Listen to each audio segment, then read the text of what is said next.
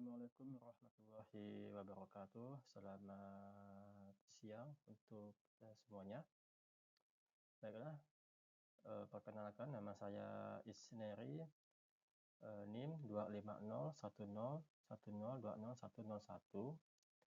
Pada kesempatan ini saya akan mempresentasikan yang merupakan ujian akhir semester dari Prodi Enterprise Resources Planning. Baiklah, pada kesempatan ini saya akan mempresentasikan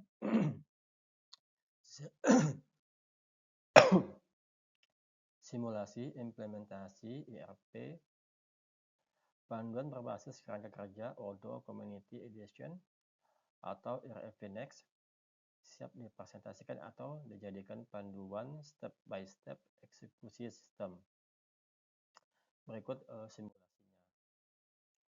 Yang pertama atau tahap yang pertama yaitu konfigurasi dasar ERP. Tahap awal membangun master data dan pengaturan parameter dasar perusahaan. Seperti terlihat pada tabel di bawah ini, parameter konfigurasinya, deskripsi setupnya, dan detail input sistem. Untuk profil perusahaan, di deskripsi itu ada nama dan identitas. Kemudian detail input sistemnya yaitu PT Manufaktur Sejahtera Mandiri. Kemudian mata uangnya, deskripsinya base currency. Kemudian detail input sistem Indonesian Rupiah atau IDR. Terus struktur akunnya yaitu deskripsinya chart of account. Kemudian detail input sistem itu standar PSAK Indonesia, asset liability, equity, income, and expense. Kemudian pada perpajakan ada tax rates, PPN sampai 11%. Kemudian lokasi dan gudang, itu deskripsi setupnya warehouse setup. Kemudian detail input sistemnya main warehouse, goods in transit, scrap location. Untuk tahap keduanya itu ada 3 modul diaktifasi dan dihubungkan secara otomatis untuk mendukung end-to-end business process. Yang pertama, Sales and CRM, yaitu mengelola leads, penawaran harga, quotation, sales order, dan faktur pelanggan. Terus forecast and inventory, mengelola vendor, RFQ, forecast order, goods received, and pencatatan stok. Kemudian akun dan invoicing, mengelola piutang atau AR, hutang atau AP, rekonsiliasi bank, dan laporan keuangan real time. Procedure to pay atau alur pembelian. Skenario pembelian dari PT supplier utama. Material A misalkan 100 unit, di mana per unitnya 100.000. Berikut alurnya. Yang pertama buat RFQ, kemudian konfirmasi PO, terus penerimaan, kemudian tagih dan bayar.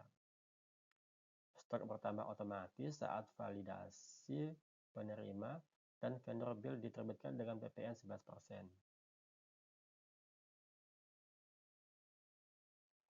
Kemudian order to cash atau alur penjualan. Skenario penjualan ke PT klien yaitu misalkan 50 unit dan per unitnya 250.000. Di sini ada quotation, konfirmasi SO, military order, kemudian invoice atau pelunasan dan pembayaran. Sistem memotong stok dan mencatat HPP secara otomatis saat pengiriman barang diproses. Kemudian pada akuntansinya, pengaruh pada laporan keuangan. Jurnal pembelian, di sini terdapat debit persediaan barang sebanyak 10 juta, kemudian PPN-nya 1.100.000, kemudian kredit kas atau di bank itu jadi 11.100.000.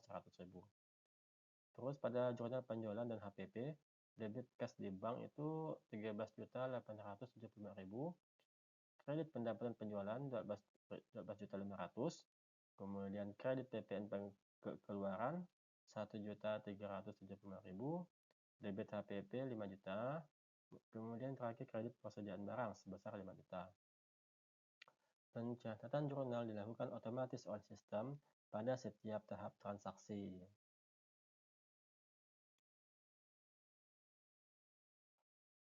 Kemudian ini pada tahap selanjutnya, dashboard laporan eksekutif. Laporan dirancang untuk tingkatan direksi atau eksekutif guna mengambil keputusan berbasis data.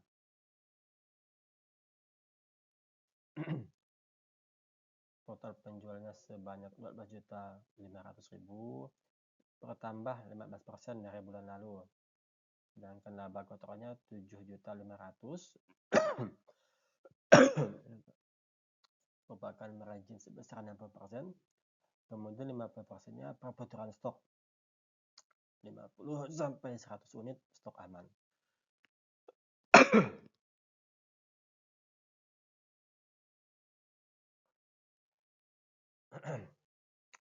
Kemudian visualisasi dashboardnya, ini tren penjualan dan efisiensi operasional.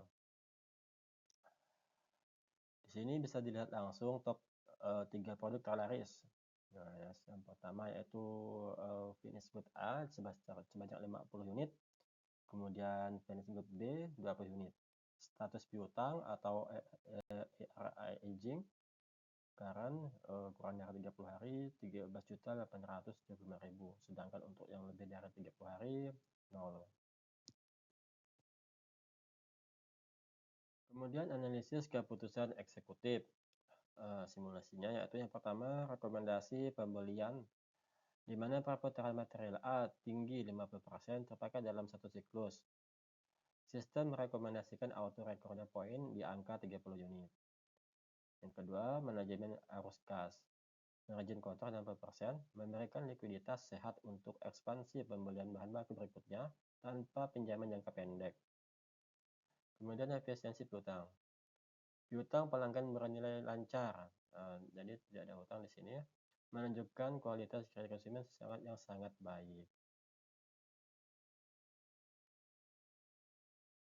Berikut ringkasan implementasi dari simulasi tersebut. Yang pertama, konfigurasi.